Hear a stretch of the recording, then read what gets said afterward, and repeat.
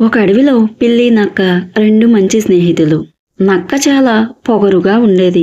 నక్క కంటే తెలివైన వాళ్ళు ఎవరూ లేరని భావించేది. కానీ పిల్లి ఓ విధంగా నిశ్శబ్దంగా వినయంగా ఉండేది. ఒకరోజు పిల్లి నక్క ఒక యాపిల్ చెట్టు కింద విశ్రాంతి తీసుకుంటున్నాయి. పిల్లి ప్రశాంతంగా కూర్చొని ఉంది. అప్పుడే నక్క పిల్లిని ఇలా అని అడిగింది. నీవు ప్రమాదం వచ్చిందంటే ఏం చేస్తావు? నాలాగా తెలివిగా ఆలోచించి ప్రమాదంలో నుంచి బయటపడతావా లేదా ప్రమాదంలో చిక్కుకుంటావా? నాకు ఒకే ఒక్క పద్ధతి తెలుసు.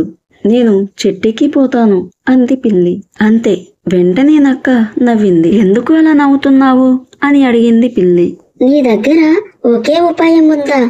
నేను అయితే 100 విధాలుగా తప్పించుకోగలను అని గర్వంగా చెప్పింది నక్క. అప్పుడే అడవిలోకి ఒక వేటగాడు రావటం గమనించింది పిల్లి. అప్పుడు పిల్లి ఇలా అంది. అయ్యో మిత్రమా, వేటగాడు వస్తున్నాడు, ఎలాగోలా తప్పించుకో అని గట్టిగా అరిచింది. వెంటనే ఆ పిల్లి చెట్టెక్కేసింది. నక్క మాత్రం ఏ విధంగా తప్పుకోవాలో ఆలోచిస్తూ తడబడింది.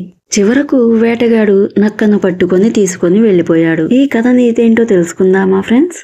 చతురత కన్నా సరళమైన పరిష్కారమే కొన్ని సందర్భాల్లో ప్రాణాలను కాపాడుతుంది.